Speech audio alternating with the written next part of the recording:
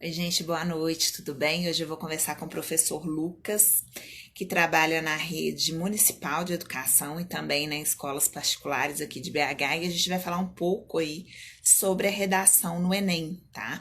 Quais são as competências, como fazer uma boa redação, quais os prováveis temas. Então a gente vem trazendo aí mais um dia, né, com foco aí na redação que é tão importante para a nota do Enem. Tá? Então eu vou esperar só um pouquinho o Lucas entrar e a gente vai começar esse bate-papo aí.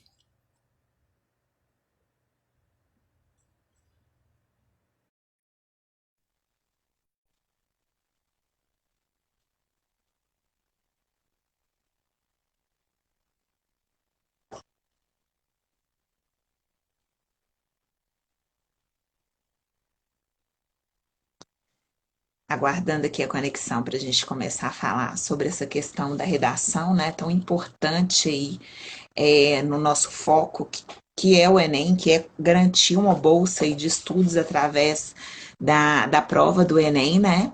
E sem contar que redação ela é importante para a nossa vida, assim, ela está presente no nosso dia a dia, no nosso cotidiano.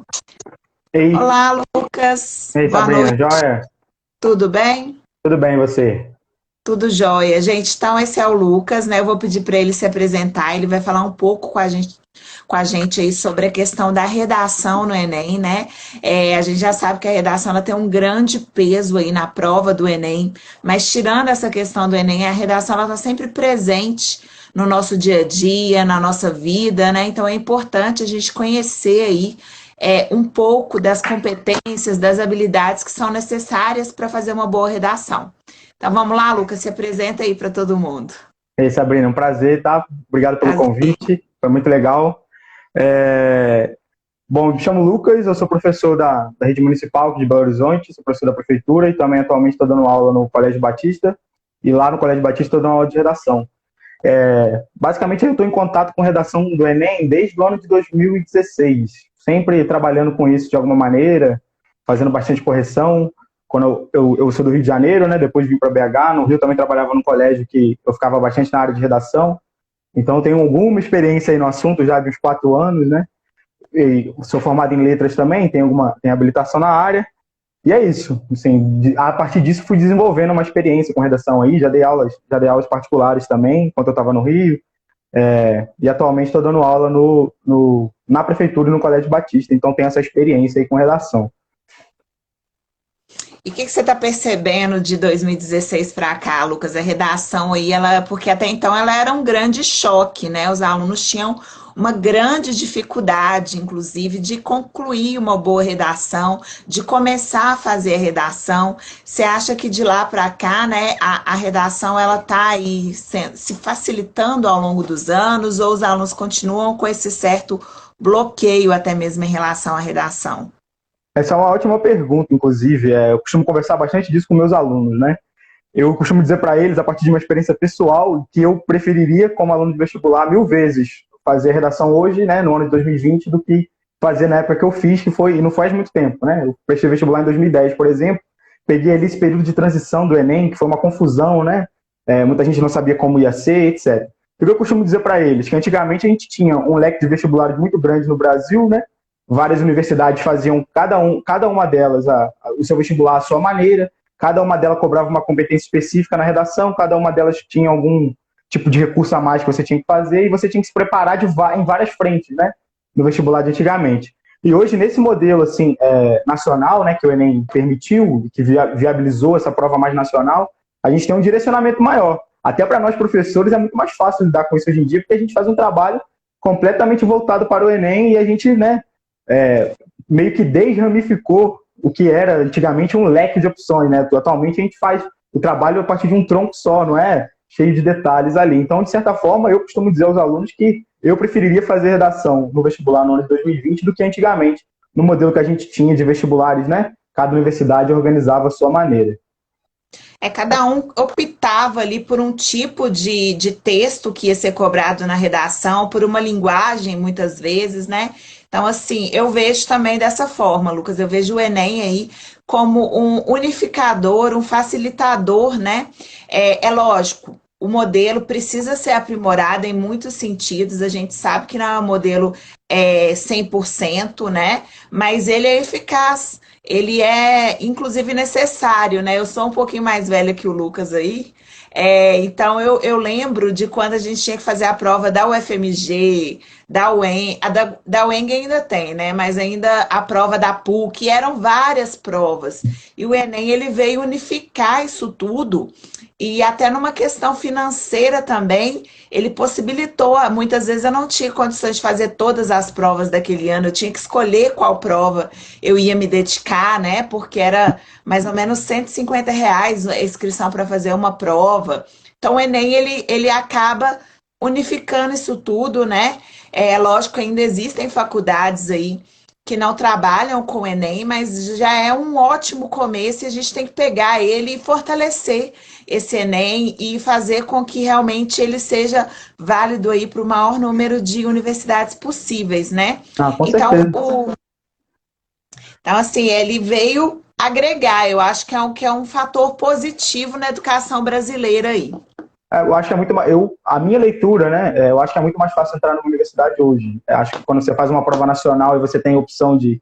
É óbvio que isso depende sempre de assistência estudantil, né? Não tem como você mudar de estado para fazer uma faculdade, se você tiver uma condição financeira difícil, sem que você tenha uma garantia da universidade de manter você ali com diversos tipos de bolsas, né? Desde bolsa permanência até bolsa alimentação, bolsa de pesquisa também, né? Então, tudo isso é uma política pública muito, muito importante, que eu acho que o Enem só veio contribuir também. Acho que hoje a gente tem um acesso um pouco mais facilitado em relação aos vestibulares. Também você falou aí das provas de Minas, eu como vim do Rio, fiz vestibular no Rio, também eu lembro do desespero que era. A prova da UFRJ, né, é mais voltada para isso. A prova na redação da UERJ, você tem que preocupar mais com isso. Na redação da UFRJ é de outra coisa. Na PUC tem um pouco mais de subjetividade, você pode soltar um pouco mais seu lado criativo na redação. E a gente, então, se preparava em várias frentes. Isso gerava uma confusão na nossa cabeça também, né? Ainda mais a gente ali, nesse período de adolescência, ali, sempre com um pouco menos de maturidade. Então, era mais difícil se preparar para o vestibular. Eu acho que hoje realmente é muito mais fácil. Sem contar que o Enem, né, agora ele adota aí, se eu estiver falando besteira, você me corrige, mas ele vai adotar a posição do texto argumentativo, dissertativo, né? Então é um tipo de texto que, se você aprende a fazer uma redação para fazer a prova do Enem, ele vai te ajudar depois dentro da universidade, que geralmente é o tipo de texto que a gente escreve nas universidades, Sim. né? Uhum. Quando você vai fazer aí uma prova para uma entrevista, né? Geralmente eles pedem para você fazer esse tipo de texto. Então, quando você está estudando para a redação do Enem, você não está estudando só para a redação do Enem. Eu acho que é um princípio ali para você começar a construir textos, né? Que são cobrados aí dentro do meio acadêmico, é o tipo de Sim. texto que geralmente é cobrado de nós, né? Quando universitários. E eu acho que essa possibilidade dessa união desse tipo de texto com a prova do Enem, né, é um facilitador, sim, e é um meio de agregar aí mais, tanto para a redação, quanto para quem, quando você sai, né, quando você consegue aí a bolsa e vai para dentro da universidade, né, você já vê esse tipo de redação é presente no nosso cotidiano aí como universitário, né, Lucas? Sim, com certeza. A redação faz parte de um processo amplo, né, de construção de conhecimento. A gente costuma dizer, né, nas preparações para vestibulares, assim, que a redação é onde desemboca todas as disciplinas, né? Tudo que você aprende pode desembocar numa boa redação ou numa redação ruim, depende de como você construiu isso, depende da facilidade que você tem com a área das linguagens também, com certeza. Mas, no geral, ela reúne ali vários elementos que podem ter várias interdisciplinaridades. Pretendo aqui falar um pouco sobre isso também, de como as outras áreas, né, as outras disciplinas estão presentes dentro da redação. Vou dar alguns exemplos práticos disso, né? Mas, assim, para começar o assunto mais, assim, dicas, né? Acho que pode ter muita gente aí se preparando para o Enem, querendo ouvir o lado mais pragmático da coisa. Queria dizer, primeiro, marcar uma posição, né? De que é óbvio que numa live dessa, de uma hora, eu não vou conseguir aqui dar uma aula de redação, nem fazer com que você saia daqui o gênio da redação, claro que não. O que eu pretendo fazer aqui é acender algumas luzes, despertar alguns interesses, orientar alguns caminhos, né? Dar um indício, começa por aqui que pode melhorar. Então, acho que o meu objetivo aí é esse. Até fiz umas anotações aqui para não esquecer de nada importante. E é isso, por exemplo, quando você fala do facilitador, a primeira dica que eu já vou dar, uma dica pragmática para quem já está ansioso aí. O Enem desse ano, o INEP esse ano liberou o manual do corretor do ano passado, é a primeira vez que isso acontece. Então, qualquer aluno que esteja se preparando para o Enem pode acessar aí agora, digita no Google, eu botei até os termos certinhos aqui, Manual do Corretor Enem 2019. Se você digitar isso no Google agora, vai ter o site do INEP lá como uma das primeiras páginas que aparece, e você pode ter acesso às 5 competências do Enem, que eu pretendo falar delas também aqui, e lá você tem, né, o que o Enem, o que o INEP, o que o Ministério da Educação envia para os corretores. Então, lá vai ter todas as orientações que os corretores de redação recebem para corrigir uma redação. E é óbvio que você, tendo domínio do que é exigido, isso pode ser um grande facilitador para você fazer seu texto e tirar algumas dúvidas. Então, essa é a primeira dica que eu gostaria de pontuar aí. E uma coisa introdutória, que assim, quando eu estou pegando turma nova e tal, quando começa a falar sobre redação, eu sempre falo o seguinte: redação é muito treino. Eu costumo comparar com o mundo do esporte mesmo. Pega futebol, que é o esporte mais popular do país, o povo gosta mais de falar. Geralmente os adolescentes, então, né? Aí eu sempre falo o seguinte: às vezes você tem um jogador que ele não é muito bom. É um jogador com pouca técnica, ele não tem o dom, não nasceu para jogar bola, mas o cara se esforça tanto nos treinos, ele dá a vida nos treinos, que ele passa a ser um bom jogador. E aí, ou seja, o que eu estou querendo dizer com isso? Às vezes você não é bom em português, às vezes você não é bom com a área das linguagens, às vezes você não é bom com o aspecto criativo da escrita, né? Com essa coisa de encontrar as palavras certas, mas se você treinar bastante, a redação é uma tipologia textual, é um gênero textual que te permite um acesso melhor a ela se você treinar bastante, se você se dedicar bastante a isso. Então, quanto mais você treina, melhor você fica. E acontece o contrário também, né? No mundo do futebol, a gente também tem os casos, por exemplo, de jogadores que são muito bons, só que os caras são preguiçosos, eles não se dedicam nos treinos, e aí eles acabam não rendendo o esperado. Então, acho que é as duas coisas aí. Então, se você tem muita dificuldade com português, você escolher as palavras corretas, eu não gosto muito de ler. Cara, assim, o que eu costumo dizer para todos os alunos é: treina, treina, se dedica ao treino. Aproveita esses momentos que você tem professor ao seu lado ali, uma orientação, e vai fazendo, sabe, se aprende fazendo, não tem outra saída mesmo. E o Enem... Uma sugestão, Lucas, só te interrompendo aí que você falou essa questão do treino, uma sugestão seria a gente fazer quantas redações, mais ou menos, por semana para ser um bom treino aí? Essa pergunta é uma pergunta de vários milhões de reais. Eu diria que essa pergunta é subjetiva, porque ela depende do nível de preparo do aluno. Para alunos que já estão ali escrevendo bem, etc., eu costumo dizer que 3 redações por semana dá para fazer. Porque é uma coisa que alguém que já está preparado, já conhece a estrutura do texto, etc., faz geralmente uma boa redação em 1 hora. Não demora muito mais que isso. Se demorar muito mais que isso, está tendo algum defeito nesse processo de produção aí. Se demorar muito mais que isso. É óbvio que às vezes demora mais um pouquinho, às vezes a gente pega um tema que a gente tem um pouco mais de dificuldade, mas no geral, um aluno que já está acostumado, um aluno que conhece bem aquele tema ali, ele faz uma boa redação, uma redação que tem possibilidade de tirar 1000, né? Em 1 hora mais ou menos. Mas para quem está começando, não tem muito preparo, faz 1 por semana. É isso. Fazer 1 por semana é um bom treino, mas de forma dedicada, né? Se dedicar. Se cansar um pouco. Acho que a gente, dentro da construção de conhecimento, a gente lida muito mal, às vezes, com esse processo quando dói, quando a cabeça dói, né? Quando a primeira perdida que você dá ali no texto, você fala assim: saco, que preguiça, né? Primeira hora que você lida com alguma dificuldade ali, você já está tentando negar aquilo, né? E eu acho que o sinal que você está aprendendo alguma coisa é justamente quando bate na sua cabeça, quando bate uma confusão, quando você passa a ter dúvidas sobre o processo, é sinal que você está evoluindo. Então, se você não tem dúvida nenhuma sobre como fazer uma redação, ou você é professor de redação, ou você não sabe nada sobre redação, porque quem não sabe nada não tem dúvida. Agora, os alunos que sabem muito costumam ter muitas dúvidas. Então, ter dúvida é o caminho. Quando começam a surgir dúvidas, é sinal que você está numa evolução clara ali, constante, para construir uma boa redação. Exatamente, assim, eu tô te perguntando isso porque tem muita gente que acha que tem que produzir uma redação por semana, uma por dia, e os alunos se sentem um pouco perdido, né? O Lucas, ele trabalha atualmente aí nas 2 frentes, tanto particular quanto pública, então ele sabe, na prática, como que é diferente essa questão do ensino público aí para o ensino privado, né? Eu venho aqui no projeto tentando aproximar o Enem, as provas, para mais próximo dos alunos da rede pública, que muitas vezes não tem esse direcionamento, né? Inclusive, já um diferencial aí que o Lucas falou, na rede particular, eles têm uma matéria específica só para redação, né? Na Sim. rede pública não funciona assim. O professor de língua portuguesa, ele tem que se desdobrar para ensinar literatura, ensinar redação, ensinar gramática, né? Então, ele tem que ensinar tudo ali dentro das suas 4 aulas semanais e ainda, né, fazer com que o aluno consiga fazer uma boa redação, que hoje em dia cada vez mais é cobrada aí, não só no Enem, mas em outras provas. Então, eu vou deixar, Lucas, você seguir aí o que você programou para a gente hoje, essas dicas, Certo. né? Esse Uhum. clique que às vezes falta no aluno, lógico, uma hora para a gente falar de qualquer assunto aqui na área de educação, uma hora é pouco.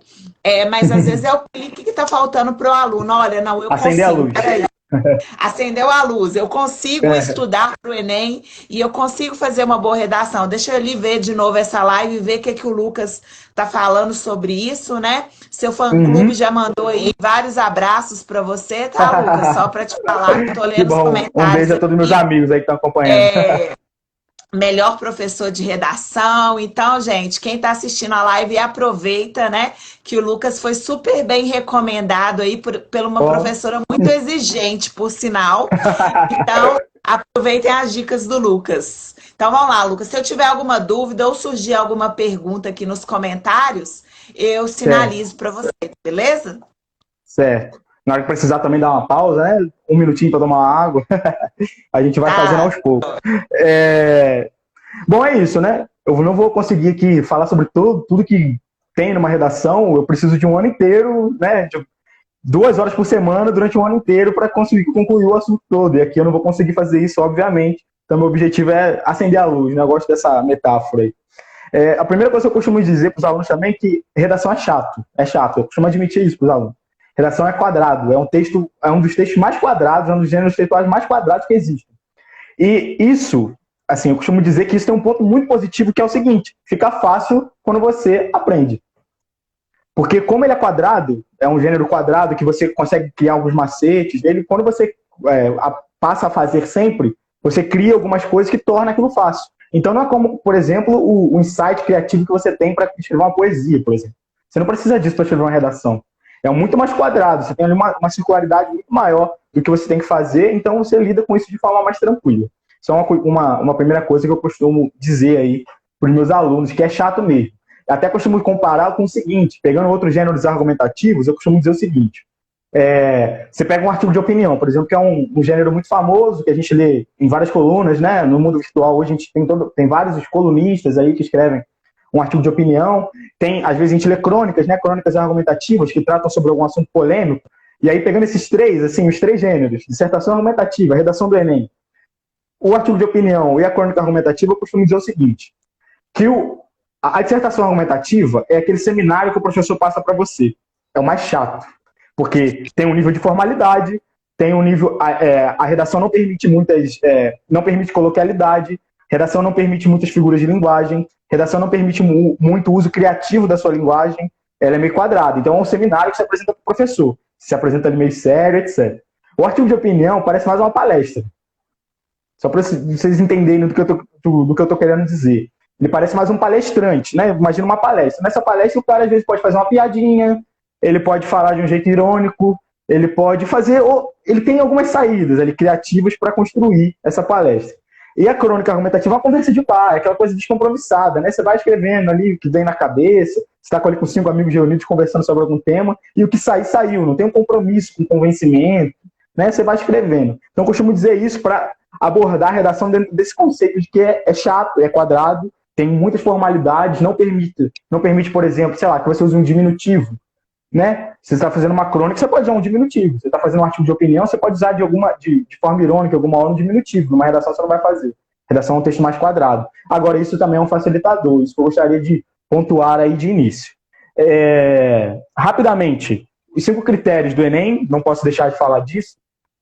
Todo corretor aí que já teve alguma experiência de correção em redação do Enem sabe que o primeiro critério, norma culta, onde a gente avalia em 200 pontos ali a qualidade ortográfica, de acentuação, de pontuação daquele texto, né? 200 pontos, e aí eu costumo dizer que é o caminho mais difícil de melhorar quando o aluno tem muita dificuldade, porque essas dificuldades não costumam ser resolvidas de uma hora para outra, precisa de muito estudo, né? Se você vai muito mal em gramática, nos assuntos de acentuação, nos assuntos de ortografia, geralmente o caminho para melhorar isso é leitura, geralmente o caminho para melhorar isso é estudar um pouquinho mais de gramática, prestar um pouquinho mais de atenção nas aulas de português, nas aulas de acentuação, enfim, mas não tem muito um caminho que se siga para além disso, né? Mas é isso. Primeiro assunto, primeiro critério, né? Norma culta, 200 pontos, nessa área da qualidade lógica da sua língua portuguesa ali. Segundo critério, tema e tipo de texto, que a gente avalia o quê? Na hora que a gente pega tema e tipo de texto, a gente avalia se o aluno cumpre a estrutura de uma redação, se o texto dele é uma redação, e se o texto dele está falando sobre o tema. Tá? E aqui vale uma pontuação que é muito, assim, é uma das coisas que eu mais explico para os alunos, porque é um dos maiores perigos que existem ao fazer uma redação. Vou pegar um tema que fez muito sucesso, que foi a persistência da violência contra a mulher na sociedade brasileira. Tema de 2015. O que acontece? Tem dois conceitos aí para a gente saber. Tem uma coisa que se chama assunto, tem uma coisa que se chama tema. Não é a mesma coisa. O assunto é uma generalização de alguma coisa. Então, por exemplo, o assunto da persistência da violência contra a mulher, o tema, a persistência da violência contra a mulher, perdão, ele está dentro do assunto da violência. Ele está dentro do assunto violência de gênero, ele está dentro do assunto violência de forma geral, vamos colocar assim. Agora, qual que é o perigo de você não saber a diferença entre o assunto e um tema? Se você faz o tema das mulheres, né, a questão de gênero está muito em alta hoje em dia, então qual que é o perigo de um bom aluno, às vezes, pegar um tema desse e cometer um erro? É de você pegar esse tema, que é a persistência da violência contra a mulher, e falar mais sobre a situação das mulheres, no geral, na sociedade, do que falar sobre o processo de violência contra as mulheres. Então você tem uma especificação aí. Primeira dica é sempre prestar atenção nas palavras que estão no tema. O tema não era sobre feminismo, muita gente confundiu isso. Nessa época eu já estava trabalhando na área de redação ali, as meninas então confundiram muito isso. Peguei algumas boas alunas minhas, né, confundiram um pouco esse conceito, porque abordaram muito a questão do feminismo na prova sobre a situação das mulheres, de uma forma geral, e não conseguiram especificar bem a questão da violência contra a mulher. Então essa é a primeira coisa que todo aluno que está fazendo uma redação tem que saber. Prestar atenção nas palavrinhas que estão ali, para você falar sobre aquilo que está ali e não sobre o assunto geral. Tá? Um tema sobre educação à distância não é um tema sobre educação, é um tema sobre educação à distância. Então isso é uma coisa muito importante que está dentro desse critério aí de tema e tipologia textual, que também vale 200 pontos. Então se você está fazendo um texto maravilhoso sobre a questão das mulheres no mundo contemporâneo, mas não está abordando especificamente a questão da violência, pronto, se você incorreu em um erro, que é esse erro de não fazer a diferença entre o que é assunto e o que é tema. Eu estou dizendo com isso que você não podia citar alguma coisa, algum conceito feminista na redação? Claro que não, claro que você podia. Mas o que você deveria fazer é aplicar esses conceitos, aplicar essa sua construção ao tema da violência contra a mulher, e não ao tema da mulher como um todo. Então pegar essas especificidades aí. Isso é um ponto de partida para a gente pensar. O terceiro critério é a argumentação em coerência, que eu costumo dizer que é o critério mais difícil de tirar dos entes. É onde os alunos são mais penalizados, porque é o critério mais subjetivo também. Nesse momento, o corretor avalia a qualidade da profundidade do que você está argumentando, das suas ideias. Então, pode ser que algum corretor pense que você fez um argumento muito bom e outro que pense que você fez um argumento razoável. Isso depende da leitura de mundo do corretor também. Agora, é claro que todo corretor é orientado a não colocar a sua própria leitura de mundo dentro do seu critério de correção. Mas alguém tem coragem de me dizer que isso não acontece na prática? Não dá para negar isso. Então, se você fala sobre alguma coisa que o corretor gosta, ou então o corretor concorda, a sua possibilidade de gerar um efeito de empatia com o seu texto ali é muito melhor, é claro. Então, é por isso que todo argumento bem construído é mais bem concebido nesse quesito, né? Então, é óbvio que o corretor não é orientado a isso, mas é claro também que ele tem suas razões, ele tem suas impressões do mundo. Então, se ele está lendo alguma coisa ali que está mais diante do que ele acredita, pode ser que ele pegue um pouquinho mais leve, em vez dele te dar 160, ele vai te dar 200. Pode acontecer, tá? É uma possibilidade que a gente tem que se preparar para ela também. Mas gostaria de deixar claro aqui que esse é o critério mais difícil de tirar 200, porque ele exige um maior nível de subjetividade na hora da correção. O quarto critério, que vai vir junto com uma dica também, é a questão da coesão. O que é coesão, né? O terceiro critério, só para lembrar aqui, argumentação e coerência. Então, a coerência do seu texto é justificada no terceiro critério. O quarto já é coesão. Então, na coesão, o que a gente avalia? A organização do seu texto como um todo. Se o seu texto faz progressão, se as suas orações estão relacionadas umas às outras, se os seus parágrafos estão relacionados uns aos outros, se as suas ideias criam uma concatenação, né? Se as suas ideias estão concatenadas, se há uma conexão daquilo que você está fazendo ali. Eu costumo dar a metáfora pensando numa corrente, né? Que é esse elo aqui, né? O elo de uma corrente, que uma atrás da outra. Um texto coeso é um texto que vai fazendo esse caminho. Uma frase vai juntando com a outra. Você não tem uma ruptura coesiva ali. O que a gente chama de ruptura coesiva é aquele texto que está falando de uma coisa e do nada ele faz ali de forma abrupta uma interrupção naquilo. E aí ele começa a falar de outra coisa. Então, esse é um cuidado que você tem que ter. E aí, o que eu costumo dizer em coesão? É muito importante isso. Não tem como fazer uma boa redação sem conhecer os elementos conectivos. Quais são os elementos conectivos de causa que dão a possibilidade de você construir uma causa? Quais são os elementos conectivos de consequência? Quais são os elementos conectivos de síntese? Quais são os elementos conectivos de conclusão? Então, isso você tem que saber. Então, isso aí, se você digitar no Google agora, elementos conectivos, vai aparecer uma lista imensa para você. É algo muito fácil de achar. Eu também não vou ficar aqui dando lista para não perder tempo com isso, porque é uma coisa que você encontra com muita facilidade no mundo da internet aí. Mas é isso, uma dica para quem está começando a fazer redação, conhecer os elementos conectivos. E aí, o que eu costumo dar de exemplo para isso? Eu nunca li uma redação nota 1000, né? Isso é um exercício muito bom também, leia as redações nota 1000, o Enem sempre divulga, né? A maioria das redações, então ler essas redações e compreender como elas foram construídas, quais foram as estratégias estabelecidas ali, é sempre um caminho muito legal para quem está nesse caminho aí do vestibular. Então, eu nunca vi uma redação nota 1000 que não use bastante elemento conectivo, sabe? A utilização dos elementos conectivos é essencial para uma boa construção de redação. Por quê? Por que eu estou dizendo isso? Lembra que eu falei que a redação é um texto chato? Que é quadrado? Então, os elementos conectivos fazem parte desse quadrado. Sabe, num artigo de opinião, dependendo, você não tem muito isso. O cara faz uma ruptura ali coesiva porque ele queria fazer isso realmente, para depois voltar no assunto. Na redação, você não tem esse espaço. Na redação, você tem que ir concatenando uma ideia com a outra. Uma ideia com a outra. E como que você faz isso? Utilizando os elementos conectivos. Sem dominar essa lista dos elementos conectivos, não vai dar para fazer uma boa redação. O que eu costumo dizer para o aluno é o seguinte: você não vai tirar 1000, enquanto eu não estiver olhando para você e falar assim para você, me lista aí 5 conectivos de causa. Se você não sabe ainda, não vai dar para tirar 1000. É isso. Isso é uma coisa que tem que entrar na cabeça do... Para você falar um pouquinho, aqueles termos, né, da introdução, por exemplo, inicialmente, primeiramente, desde já, isso que seriam os termos cognitivos, não é? Os termos, o que a gente chama de termos coesivos, conectivos, na verdade, de conexão mesmo, ideia de conexão.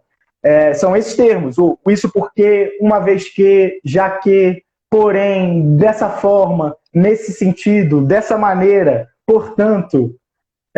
além disso, ademais, primeiramente, em primeira análise, tudo isso é elemento conectivo. E fazer uma redação sem esses elementos é impossível, não existe. Podem pesquisar aí, não precisa acreditar em mim, não. Pesquisa aí agora, redações nota 1000 de 2019. Acha alguma redação lá sem muito elemento conectivo, não vai achar. É uma naturalidade. Inclusive por quê? Porque assim, eu como corretor, com essa experiência de correção do Enem que eu tenho, eu sei que uma das coisas que a gente avalia no critério de coesão é a quantidade de elementos conectivos que esse autor do texto está utilizando. Se ele utiliza poucos, ele não vai tirar 200. Para introdução, elementos próprios para continuação, elementos conectivos próprios para conclusão, né? Isso. Cada parte do texto da redação, ele tem um elemento desse daí, eu vou falar uma palavra dessa, que seria uma palavra-chave para iniciar aí o seu parágrafo. É mais ou menos isso? Não dá para virar macete, eu costumo deixar isso em aberto também. Quando vira macete, é sinal que você está fazendo errado. Redação você pode ter estratégias é a palavra, não macete, tá? É claro que de vez em quando eu falo para o meu aluno ali, né? Eu vou te ensinar um macete agora. Mas no geral, o que eu estou querendo ensinar é estratégia. Como você aplicar isso que você está aprendendo na hora da construção do texto. E é isso. Os conectivos, eles... Não é que existe uma lista de conectivos que você pode utilizar existe uma lista de conectivos que você pode utilizar na introdução, outro na argumentação e outro na conclusão. Existe uma lista de conectivos que você pode utilizar em qualquer parte do texto. Aí você tem que saber qual tipo de ideia você está concatenando ali. É uma ideia de introdução? Você quer fazer uma ruptura com o que você estava falando e adicionar uma outra informação? A ideia de adição. Qual é o conectivo de adição, por exemplo? O mais conhecido. Além disso, você quer fazer uma ruptura no seu texto para citar uma outra ideia, fazer uma relação de uma ideia com a outra, você pode citar um além disso. O ademais. Tem um que é utilizado também, que é o outro sim, um pouco mais técnico aí, com 2 S's. Então a gente tem aí Assim, o que eu costumo dizer é o seguinte, vai no Google agora, lista de elementos conectivos, você vai ver milhares. E, Anota aí, gente. É importante também, dentro do texto, qual cognitivo, né, vai caber ali. Eu acho que você fazer a leitura desse texto, desse cognitivo ou desse texto em voz alta, para você ver se soa bem. Não sei se pode ser uma técnica, você acha que é interessante, Lucas? a leitura em voz alta eu acho que é importantíssima para entender como que as ideias se organizam. Eu acho que pegar uma redação nota 1000, pegar uma lista de redações nota 1000 e sempre ler em voz alta e articulando como que esse período se fechou, por que esse ponto final está aqui e qual foi o conectivo que ele utilizou depois desse ponto final, por quê? Qual estratégia ele está utilizando? Então, esse tipo de coisa é fundamental aí para fazer um bom texto. A leitura em voz alta pode ajudar bastante para entender essa organização do texto, sim. Tá? Então aí, Tem lista de duas elementos. perguntinhas aqui que eu queria te fazer também é sobre esse assunto. Eu acho interessante antes da gente fechar. A primeira, estão perguntando o seguinte: se existem expressões que ficaram clichês em redação. Essa é uma pergunta. E a segunda, se o excesso de cognitivos pode prejudicar a redação. Vamos lá. Clichês numa redação. Eu costumo dizer para o aluno o seguinte: eu vou chegar nesse assunto, inclusive, de referências socioculturais, que é um dos aspectos que a gente Sim. julga uma redação, né? Clichês como o homem é o lobo do homem. Eu costumo orientar os meus alunos a evitar esse tipo de frases muito batidas na história da humanidade, assim, no estudo da sociologia, da filosofia, etc. Costumo falar para os meus alunos esquivarem disso. Agora, é claro que às vezes você vai pensar numa argumentação que vai usar essa frase, né? Do homem ao lobo do homem, e vai ficar muito bom. Então pode ser que fique bom. Mas não se prenda ao medo dos clichês, não. Depende de como. Isso é o tipo de coisa muito individual. Muito individual mesmo. O que você tem que buscar retirar da sua cabeça na hora de fazer uma redação são os sensos comuns, são as ideias muito rasas que são construídas na sociedade, às vezes. Então, tentar ter um pouco mais de profundidade, né? Para fazer uma boa redação ali. Tentar sair um pouco do senso comum, não fazer coisas excessivamente moralistas, evitar generalizações, coisas como o povo brasileiro é assim, assim, assado. Quem disse isso? Quem disse que o povo brasileiro é uma pessoa só, tem milhares de características que são, né, históricas dele? Não é que você não possa fazer uma crítica generalizada, agora você tem que tomar cuidado com isso, utilizar os modalizadores, falar de uma forma que use modalizadores como talvez, que use coisas que não sejam afirmações tão precisas assim, entendeu? Então esse tipo de coisa é uma dica sempre importante aí para os alunos evitar esse tipo de generalização, esse tipo de argumento superficial na hora de construir um texto. Sobre o que foi a pergunta dos conectivos mesmo? Se excesso de conectivos pode prejudicar, pode tirar ponto. Pode. O uso em excesso também pode tirar ponto. Depende de como você está utilizando.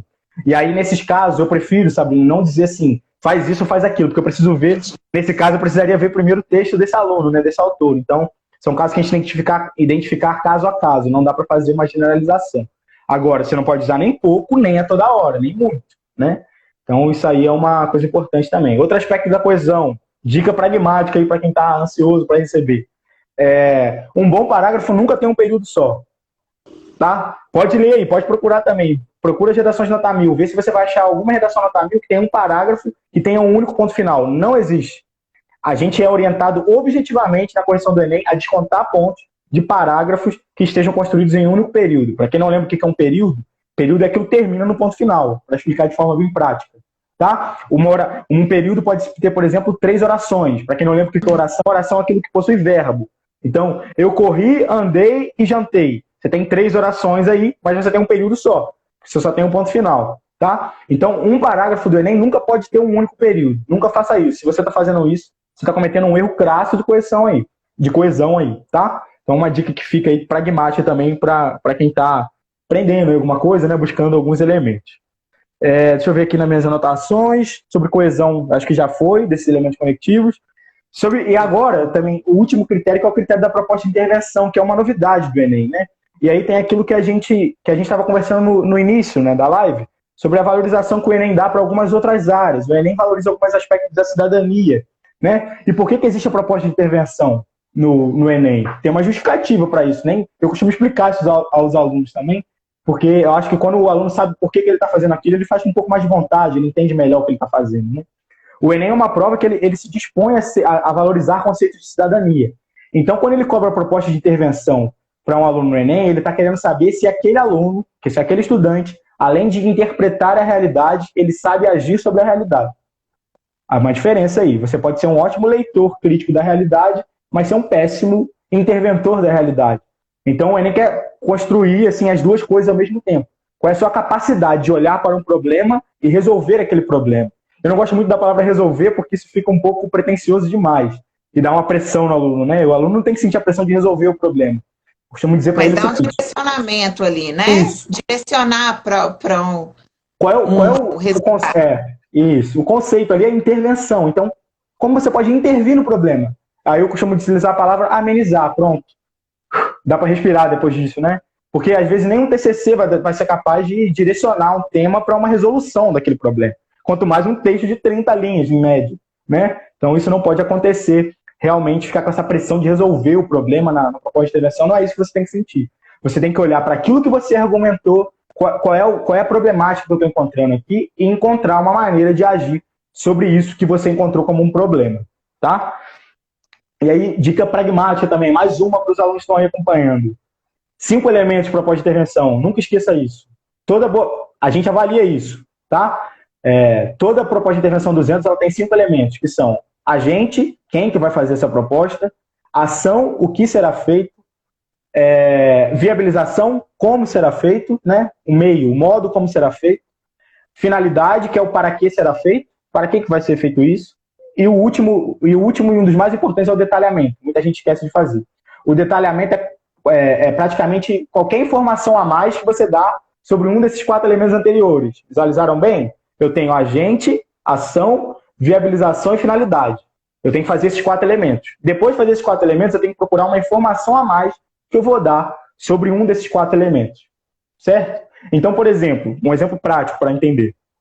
Se eu falo que o Ministério da Educação é o meu agente para a proposta que eu estou construindo, eu posso dizer que o Ministério da Educação, por meio do estabelecimento de parceria com escolas privadas e públicas, pronto, isso é um detalhamento. Eu estou transformando o meu agente em mais de um, né? Aí, além disso, parece também uma viabilização da proposta, né? Então, quando você sugere uma parceria entre um órgão e outro, você pode estar fazendo um detalhamento aí, tá? O Lucas Outro tem modo... duas perguntas também sobre essa questão. Uhum. A primeira está te perguntando o seguinte: qual que é a importância das conjunções na redação? E a Patrícia, ela está perguntando o seguinte: se você tem alguma dica para dar para o aluno quando ele nunca viu aquele tema ali proposto, né? Quando o tema está muito distante dele, qual que seria a Certo. dica aí? Certo. Eu acho que a primeira pergunta foi das conjunções, né? As conjunções estão nesse mundo dos conectivos, tá? São a mesma coisa, eles semanticamente, no significado da construção do texto, são a mesma coisa, então faz parte daquela dica. As conjunções são importantíssimas para a construção do texto, porque, como o próprio nome diz, né, ela cria uma conjunção, ela junta uma coisa com a outra. Então, um texto que não faz uma junção de uma coisa com a outra, de uma palavra com a outra, de uma frase com a outra, de um parágrafo com o outro, ele não é um bom texto. Né? Um texto é sempre uma unidade de totalidade significativa, que a gente diz. Né?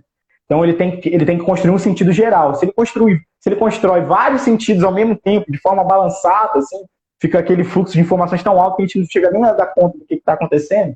Está acontecendo um erro ali. E a segunda pergunta foi o quê? Eu já esqueci? Foi o seguinte, foi que se você tem alguma dica para dar quando o aluno nunca teve contato com o tema da redação, né? O tema é muito longe da realidade desse aluno aí. Como que ele Sim. faz para falar sobre isso? Olha, eu costumo dizer o seguinte, aí a gente tem que identificar o erro anterior. Porque eu vou dar uma resposta que talvez seja triste até. Não tem muito o que fazer quando isso acontece. Você vai ter que dar um jeito.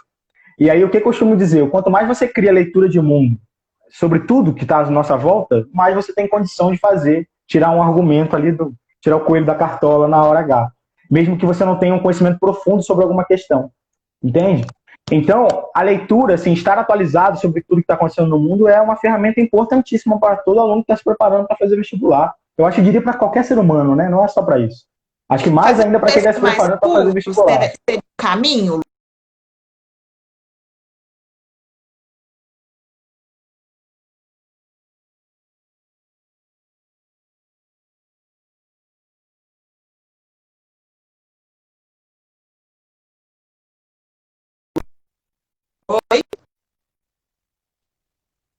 Foi? Foi. Ah, não sei se fui eu que travei, se foi você. Acho que foi você.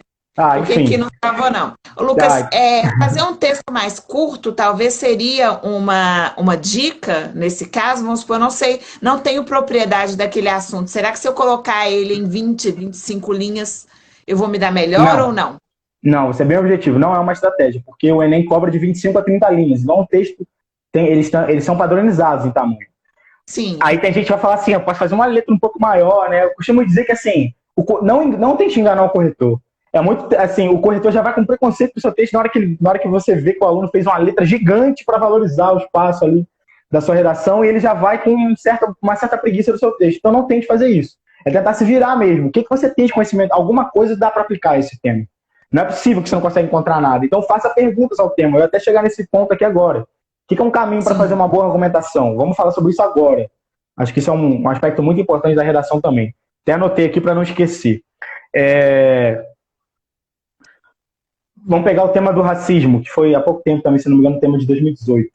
Então, o que eu tenho que fazer com um tema como esse aparece? Um tema que está muito. Acho que a maioria dos alunos teriam até certa facilidade para falar sobre isso, já que é um tema muito debatido atualmente. Mas é só para valorizar o processo. Vamos entender. Primeira coisa que você tem que fazer é identificar problemas. Tá? Então, se eu estou falando sobre racismo, eu posso identificar, por exemplo, o problema do racismo estrutural, né, que atualmente é muito falado também. Eu identifiquei um problema, pronto, já tem uma coisa ao meu favor nessa redação. E aí, o que eu tenho que começar a fazer perguntas? Por que existe racismo estrutural? De onde vem isso? E aí eu vou aplicar, né, se eu tenho conhecimento de história, eu vou ter um pouco mais de facilidade para falar sobre isso. E aí eu vou aplicar o conceito, né, a história da escravidão, né, no mundo, a escravidão das pessoas negras, etc. Então eu já tenho aí uma coisa, já tem quase um parágrafo perfeito desembolado. A partir daí, eu já identifiquei um problema, que é o problema do racismo estrutural, estou identificando uma causa da existência do racismo estrutural, que pode ser aí a escravidão, né? Então, as consequências da escravidão para o povo negro, por exemplo. Então, pensou nisso, ó, identifica o problema, procura uma causa do problema, uma consequência do problema. Identifiquei um problema, racismo estrutural. Causa possível para esse problema, escravidão. Consequência para esse problema, falta de acesso ao direito, falta de acesso aos direitos do povo negro, né? O povo negro não foi contemplado na lei de terras, por exemplo, que foi ali perto da abolição da escravidão, né? Então, os brancos tiveram acesso à terra no Brasil de forma tranquila e os negros não. É óbvio que isso deixou um monte de consequências para a nossa sociedade. Nesse momento, a gente tem um processo de início de construção das favelas, né? Da formação das favelas, das comunidades. Então, a gente tem várias consequências disso. Então, se existe um racismo, existe uma coisa estrutural que pode ter como causa a escravidão e que isso tem uma consequência no mundo de hoje. Essa consequência pode ser uma desumanização do povo negro até hoje, pode ser essa dificuldade de ter acesso aos direitos. Então, eu penso nisso. Identifico o problema, procuro causas, procuro consequências. A argumentação por causas e consequências é uma das estratégias mais utilizadas em redações. E é uma das mais fáceis. Eu costumo, para todo mundo que está começando, começa por aí. Já vai outra dica pragmática aí. Começa por aí, começa fazendo causas e consequências. Identifica um problema, identifica causa, identifica consequência. E aí o que você vai usar para identificar causa e consequência? Para aliar uma coisa com a outra, os conectivos de causa, os conectivos de consequência. Ok? Então isso é uma ferramenta muito importante para você construir um bom argumento. Todo bom parágrafo argumentativo, ele fundamenta aquilo que você está dizendo em alguma questão causal. De onde vem isso que você está falando? Qual é a causa disso acontecer no mundo? E depois, quais são as consequências disso para o mundo atualmente? Né? Então, se você fez essa construção, eu diria que você tem muita chance aí de ter construído um bom argumento. Lucas, tem outra pergunta, perguntando com relação à questão da grafia, né, da letra. Se o corretor, se ele vai avaliar se existe um certo tipo de preconceito aí com uma letra feia ou uma letra que ele vai ter dificuldade, né, para poder ler, né? Se existe esse preconceito na hora da correção, já que você falou que quando ele vai ver uma letra muito grande, né, ele vai entender aí que Que o aluno está estão querendo querendo dar burlar. o famoso Miguel ali, vou dar o Dar um Miguel, migué. o golpe, né? Eu sofro isso porque, como professora de história, eu passo questões abertas e às vezes os meninos, eles também querem. Quantas linhas? Falaram mínimo Aí 5. faz Aí uma vem letra aquela gigante. letra desse tamanho para dar 5 linhas. Gente, no Enem, não tenta passar a Não, perna no corretor que vocês vão se dar mal, né? com Então, a certeza. questão da grafia, da ortografia e das palavras, né? Como que você diria assim? Existe esse preconceito? Existe, existe. Eu acho que caprichar na sua grafia na hora da redação é um elemento super importante. A organização visual do seu texto é importante. Quando você pega um texto organizadinho, você vai com outro desejo de ler aquele texto. Você pega um texto todo desorganizado, rabiscado, garranchado, você já vai com outra perspectiva. E não adianta dizer para mim assim, mas o corretor tem que se preparar para isso. Tem, mas o corretor é ser humano. Todo mundo tem suas impressões iniciais sobre alguma coisa. Então, se você tem um texto caprichadinho ali, bem organizado, o corretor já vai com outro olhar para o seu texto, com certeza. E como que o Enem trabalha isso? O Enem é mais de um corretor que corrige sua redação, né? Se um corretor marcar sua redação como ilegível, não está dando para ler, vai para outro corretor. Aí, se eu não me engano, tem um processo de 3. Se 3 corretores considerarem que aquele texto ali está ilegível, esse texto vai ser zerado. Se ninguém está conseguindo ler, não tem jeito. Como é que eu vou conseguir? Como é que eu vou corrigir uma coisa que eu não estou conseguindo ler? É óbvio que passa por mais de um. Não é só um corretor que marca lá, não está dando para ler. Então, zero. Não, não é isso. Passa por mais de um, mas chega num limite que se ninguém está conseguindo ler, esse texto vai ser zerado por falta de caligrafia mesmo. Isso pode acontecer, E tá? tem que ser letra cursiva ou eu posso usar a minha letra? Vamos supor, a minha letra no dia a dia era uma mistura de letra cursiva com letra de forma, mas ela é legível. Eu Não, pode preciso ser os fazer uma dois. letra só cursiva ou não? Não, pode ser os dois. Pode ser essa. O Enem não pega nesse aspecto, não. Pode ficar tranquilo em relação aí aos alunos que tem. Agora, evitar fazer caixa alta, né? Você não vai fazer Sim. o texto todo lá escrevendo como se estivesse fazendo um recado, um panfleto, não. Algum ar de cursividade ali na sua letra você tem que ter. Mas não precisa ser, né, Todo. tecnicamente a letra toda cursiva. Pega aquele caderninho de caligrafia lá que acho Tem. que quase todo mundo usou, né? Que a letra sai perfeita. Não é, chega nesse nível de exigência também não, né, Lucas? Não, não chega nesse nível de exigência, não. Vou continuando aqui ou tem mais perguntas? Estou quase acabando já, minha Pode explanação. continuar. Então vamos lá. Que hora, eu estou perdido aqui que está aberto, não estou nem sabendo quanto tempo São de live a gente já tem. 19h47. Quando Ah, faltar legal. 5 minutos, eu te aviso. Não, beleza, beleza. Eu acho que não vai passar muito, não. Uma dica que eu sempre costumo dizer também, e esse é muito importante, real, o repertório sociocultural. Todo aluno que já se preparou para o Enem alguma vez já deve ter ouvido falar disso. Às vezes tem professor que chama de repertório sociocultural, tem professor que chama de referência sociocultural, enfim. Essa questão aí. Onde que isso é cobrado? No critério 2, no tema de tipologia, não dá, resumidamente, de modo prático, não se tira 1000 no Enem sem você colocar um repertório cultural nesse texto. O que é um repertório cultural? O repertório cultural pode ser uma interdisciplinaridade, um conceito de história. Por exemplo, se você contextualiza na questão do racismo a escravidão, pronto. Repertório sociocultural, feito. Ok, né? Então eu usei um, não posso usar mais nenhum? Não, pode usar vários. Tá? Pode usar vários, pode ficar tranquilo em relação a isso. Então, o que é um repertório sociocultural? Então, eu vou precisar saber muito de história, sociologia, filosofia para falar sobre isso? Não. O que eu costumo dizer para o meu aluno? Tira essa hierarquia da sua cabeça. Acaba com isso. Não existe hierarquia de repertório sociocultural. Uma letra de um funk, se não for uma letra, né, com conteúdo explícito ali, pode conter uma redação legal. Pode estar numa boa redação. Sabe? Que geralmente as pessoas têm até esse preconceito com funk de forma geral, assim. Agora, se for uma parte de um funk, como é, por exemplo, o rap da felicidade, né? Eu só quero ser feliz, morar tranquilamente na favela onde eu nasci, isso pode ser um excelente, por exemplo, repertório sociocultural para uma redação que está falando sobre pobreza, que está falando sobre desigualdade social, que está falando sobre racismo, se você ligar uma coisa com a outra. Então, as músicas atuais da moda, tudo que está na moda pode ser utilizado no repertório sociocultural. Que às vezes o aluno pensa, né, que ele vai ter que conhecer Foucault, Hobbes, Rousseau, Marx para fazer uma excelente referência sociocultural. Não, não precisa. Você não precisa ser o gênio da filosofia e da sociologia para fazer um bom repertório sociocultural.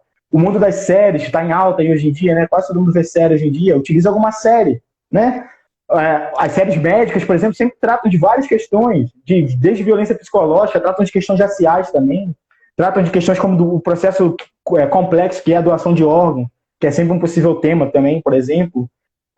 Então você tem aí, toda série que você já viu pode ser um repertório sociocultural, todo filme que você já viu, todo livro que você já leu, toda música que você já escutou, todo conceito de filosofia que você já escutou na vida pode ser uma boa referência sociocultural. Você não precisa ter essa pressão de ser sabe, um super inteligente crânio que sabe tudo sobre história, sabe tudo sobre filosofia para fazer uma boa referência sociocultural. Pode tirar isso da sua cabeça, fica tranquilo. E aí uma dica prática. o que eu falo para os meus alunos? Eu exijo, inclusive, isso dos meus alunos. Não é nem... É uma exigência disciplinar mesmo, no caso, quando eu pego uma turma, eu sempre exijo um caderno de referências socioculturais. Tem um caderno de redação e um caderno de referências socioculturais, eu peço até um caderninho pequeno. O que eu peço nesse caderno? Esse caderno tem que fazer parte de quase um bolso do aluno, tem que estar no bolso do aluno, porque qualquer insight que esse aluno tiver, eu quero que ele anote ali isso que ele pensou. Ele acabou de ver um filme muito legal que trata, por exemplo, sobre a questão da depressão no século XXI. O filme tem uma questão lá que mostra as consequências da depressão, possíveis causas. Então, se ele viu uma cena muito legal, anota essa cena. Filme, diretor, cena tal, para falar de temas possíveis como doenças psicológicas, depressão, etc. Acabei de ver uma série muito legal que trata sobre a questão do feminismo, da violência contra a mulher. Anota. Essa referência, anota. Porque sabe o que acontece? Você chega no final do ano, se você pegar essa mania de anotar esses insights que vem na nossa cabeça, você vai chegar no final do ano, você vai ter um repertório gigante. E aí, na hora que você pega o texto lá, na hora H, você vai lembrar desse seu caderno. Eu tenho certeza que vai. Vai mesmo. Assim, quanto mais você fizer anotações, quanto mais você aplicar as coisas que você faz no dia a dia. A redação é uma maneira de treinar o seu cérebro a fazer relações também. Né? Igual você falou, o que eu faço quando estou diante de um tema que eu não sei? Cara, se você pegar essa mania de fazer relações no dia a dia, eu diria que esse tema não vai aparecer para você. Porque pode até aparecer um tema mais difícil, que você vai ter mais dificuldade. Mas não vai aparecer um tema que você não sabe falar nada sobre ele. Alguma coisa você vai conseguir. Porque você vai lembrar de alguma série que você viu, de alguma música que você já ouviu que tenha esse assunto de certa forma relacionado, algum filme, alguma coisa você vai lembrar. E os textos motivadores, eles seriam um caminho aí, você está falando, e eu estou aqui pensando, eles seriam um caminho para, vamos supor, para eu poder trabalhar um conteúdo, né, que eu não tenho, um tema aí, um assunto que eu não tenho tanta familiaridade. A gente sabe que no passado, né, o Enem já chegou aí, inclusive, pessoas escrevendo receita de miojo, receita de bolo, né? Eu acho que hoje em dia eles... Hino de time, hoje em dia eles estão muito mais criteriosos em relação a essa correção, até por causa de todos esses erros que já aconteceram no passado. Outro erro também que eu vejo é que tem os textos motivadores ali, tem gente que não se inspira nele, que copia ele, né? Então, como que você falaria aí desses textos? Vou chegar nesse ponto, assim, Olha, o que eu costumo dizer? Isso é uma coisa polêmica, tá? Já vou deixar claro aqui, vocês vão pegar professores de redação que vão discordar disso que eu vou dizer. Isso é uma questão pessoal minha. Eu costumo dizer para o aluno o seguinte: você tá bem para falar sobre esse tema? Nem lê os textos motivadores. Nem lê. Não vicia a sua cabeça, vai no que você acha. É óbvio que você tem que ter uma certeza sobre o que você está falando. Num tema fácil, como, por exemplo, a persistência da violência contra a mulher na sociedade brasileira, não tem nada mirabolante para você pensar. Você com certeza já tem um repertório para falar sobre isso. Se você está se sentindo preparado, você pode sim ignorar os textos motivadores. Por que eu falo isso? Porque às vezes o aluno afeta a confiança dele em ler uma outra opinião. Afeta a confiança dele para escrever. Ainda mais em alunos que têm um processo um pouco de falta de confiança para escrever mesmo, aluno que duvida da sua própria capacidade o tempo inteiro, ele pode ler uma questão nos textos motivadores e acabar, nossa, eu estava pensando isso, mas agora isso aqui. Não, e esse dado aqui, meu Deus, pronto, tô nervoso, ferrou. Então, assim, se você está sentindo tranquilidade em relação ao tema, se você está seguro, no máximo lê alguma coisa no texto motivador por alto, só para você ter certeza mesmo do que você está falando, mas não precisa você pegar os detalhes dos textos motivadores, não. Agora, como estratégia para quem está com dúvida sobre o tema, ótimo, perfeito. Vamos usar os textos motivadores. Só que você já adiantou bem. Cópia de texto motivador não vale. O corretor sabe disso. O corretor trabalha com essa identificação de o quanto que esse aluno está influenciado aqui pragmaticamente pelos textos motivadores. E você não pode utilizá-los, tá? Quanto mais você utiliza os textos motivadores, menos você tem autoralidade. Quanto menos você tem autoralidade, menos você tem pontuação de argumento, menos você tem pontuação de coerência. E aí você vai virando uma bola de neve. Tá? Os textos motivadores podem servir de forma excelente para algum aluno que está perdido ali. Agora, já disse que é polêmico, não é todo professor que pensa como eu em relação a isso. Está sentindo confiança em relação ao tema? Ignora o texto motivador, por que não? Você está confiante? Vai. Não vai ler alguma coisa para botar uma minhoca na sua cabeça, não. Vai fundo, sabe? O que você está pensando ali. Entendi. Isso aí é complexo. Esse tema realmente que o Lucas falou aí, né? Se você tem confiança no tema, e qual tema que a gente teria tanta confiança assim para não precisar ler os textos motivadores? Mas acontece. Às vezes você pega um tema que você tem muita familiaridade. por exemplo, tem muitos alunos que gostam muito dessas temáticas sociais hoje em dia, né?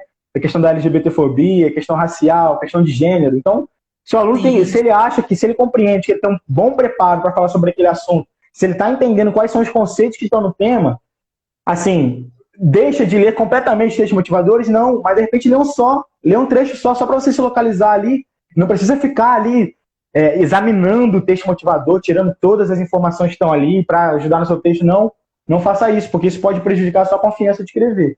É uma questão que eu... É uma dica em relação ao tempo, né, Lucas? Às vezes também. Você precisa fazer um tempo mais rápido ali, e aí você precisa de cronometrar esse tempo, né? O Matias, Júlio, eu não tinha tantas dúvidas em fazer redação, agora eu só tenho dúvidas. Depois da live, que isso? Mas eu disse isso no começo, né, Sabrina? Eu falei assim, que quando você tem dúvidas, é sinal que você está aprendendo. Porque você só não tem dúvidas quando você não sabe nada. Eu não sei nada sobre o assunto, então não tem dúvida nenhuma. Agora, eu comecei a estudar sobre o assunto, vão surgindo dúvidas. Isso é sinal de aprendizado. Igual eu falei, aí tem aluno que comete o erro de se bloquear nesse primeiro momento. Fala assim, puto, tô cheio de dúvidas, cansei, deixei pra lá. Não, é a hora de você organizar, anotar suas dúvidas. Aí, no caso de um aluno que tem um professor, chamar esse professor no canto às vezes, professor, me ajuda nisso aqui, né? Às vezes tem um contato na internet mesmo, precisa ser presencialmente, ainda mais no atual contexto que a gente está vivendo. Agora é só online. Tem várias saídas, mas ter dúvidas é sinal de aprendizado. Isso é uma coisa que todo professor sabe, né? Todo professor fala isso para o teu aluno. No momento que você está com a cabeça a milhão, fervilhando, está cheio de dúvidas, é sinal que você está construindo conhecimento. Eu nem gosto nem de obter do conhecimento. O conhecimento não se obtém, né? O conhecimento se constrói. Então, assim, você está construindo o seu conhecimento, é óbvio. Sua cabeça está fervilhando, cheia de dúvidas. E o que eu costumo dizer, sabe? Os maiores especialistas nos assuntos de racismo, por exemplo, já que é um tema tão forte, eles têm dúvidas ainda até hoje sobre o que eles falam. Eles revisam aquilo que eles têm que falar, revisam conceitos, revisam fundamentos, revisam teoria, pedem a opinião de outros especialistas, né? Assistem outros vídeos de outros especialistas. Então, por que um aluno não vai lidar com isso?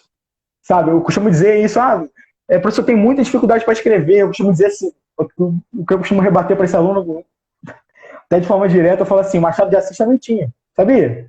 Machado de Assis, o maior escritor brasileiro, talvez de todos os tempos, se a gente fizesse uma pesquisa aí no Brasil, talvez ele seria eleito o maior e melhor escritor brasileiro, talvez, isso é sempre subjetivo, mas é sempre um dos mais considerados. Toda pessoa que escreve um texto, ele tem dúvida sobre o seu próprio processo de escrever. Ele se vê diante da situação de não conseguir colocar sua ideia no papel.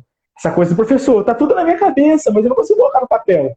Eu tenho essa dúvida até hoje. Acontece isso comigo, acontece isso com qualquer um. As pessoas que mais se prepararam para escrever na vida lidam com isso até hoje. Lidam com essa necessidade de colocar, de transformar aquilo que está no seu pensamento em uma ideia no papel. Isso acontece com todo mundo. Com todo mundo. Não existe o felizardo que não lida com essa sensação de não estar conseguindo colocar aquilo que está pensando no papel. E eu costumo dizer para o meu aluno, eu vou fazer um texto agora no Enem, é claro que eu tenho condição de tirar 1000. Pô, eu me preparei para isso, sou professor de redação. Mas isso garante que eu vou tirar 1000? Não. Eu tenho certeza absoluta, se eu fizer o Enem agora esse ano, eu vou tirar 1000. Eu diria que eu tenho muitas chances. Eu me preparei para isso, é claro, mas pode ser que eu cometa um deslize, às vezes até um deslize gramatical. Sou professor de português, pode ser que eu tenha um deslize, não, esqueci dessa regrinha. Na hora passou batido por mim, não consegui revisar, o tempo me apertou, fiquei nervoso. Acontece com todo mundo, então ninguém é especial nesse sentido de que uma luz que cai sobre a nossa cabeça, que faz a gente escrever maravilhosamente bem. Não existe isso, é muito treinamento mesmo. É muita dedicação, então fazer redação é isso, no fim das contas, né? Lucas, eu acho que nós temos mais 2 minutinhos só, porque o tempo aqui passa voando, né? Então, já vou, de qualquer forma, agradecer e te convidar para mais para o final do ano, se você puder, para a gente voltar aqui, falar um pouco mais sobre esse tema, né? Sobre a questão da redação aí, esse tema tão importante dentro da prova do Enem, né? Se tem uma certeza que a gente tem é que vai ter a redação, porque os outros conteúdos, como vão ser cobrados na prova, a gente não tem certeza nenhuma, né? Quais serão os temas abordados aí, visto que o Enem também está passando por um processo grande de mudança, até por uma questão de governo, né? Começou no ano passado.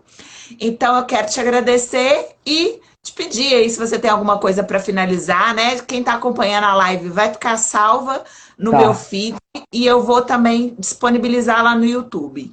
Tá, legal. Vai ficar aqui no feed do canal mesmo, né? Do Sai Historiando. Sim. Isso, Sim. legal, bacana. Depois eu consigo divulgar também para algumas pessoas. Bom, eu vou encerrar também de forma pragmática, assim. Eu até estava falando com a Patrícia ontem, se tem um feedback positivo que eu costumo receber dos meus alunos, assim, é o meu pragmatismo para lidar com algumas coisas. Então, assim, é isso que você tem que fazer. Tá? Então, eu vou terminar tentando ser bem pragmático em relação a uma dica de repertório sociocultural. O que eu costumo fazer com meus alunos? Eu passo para eles uma lista de Ai, referências que eu vai dar. chamo... É o quê? Vai dar o tempo, 5 segundos.